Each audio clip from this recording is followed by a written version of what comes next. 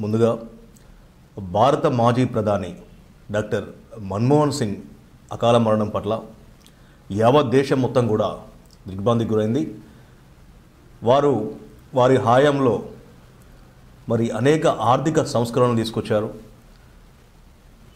ప్రపంచ దేశాలన్నింటిలో కూడా భారతదేశాన్ని మరి ముందు వరుసలో నిలబెట్టడానికి అనేక ప్రయోగాత్మకమైనటువంటి సంస్కరణలు తీసుకురావడం, తర్వాత వారి హయాంలో దేశాన్ని అభివృద్ధి చేసే విధంగా అనేక రకాలైన ప్రయోగాత్మకమైనటువంటి వివిధ రకాలైనటువంటి కార్యక్రమాలు చేపట్టడం.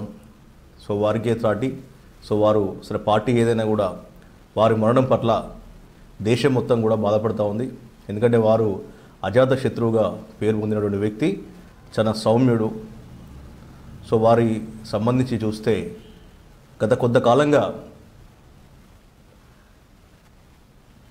ఆసుపత్రిలో చికిత్స పొందుతూ వారి తుదిశ్వాస మరి ఇవ్వడం జరిగింది.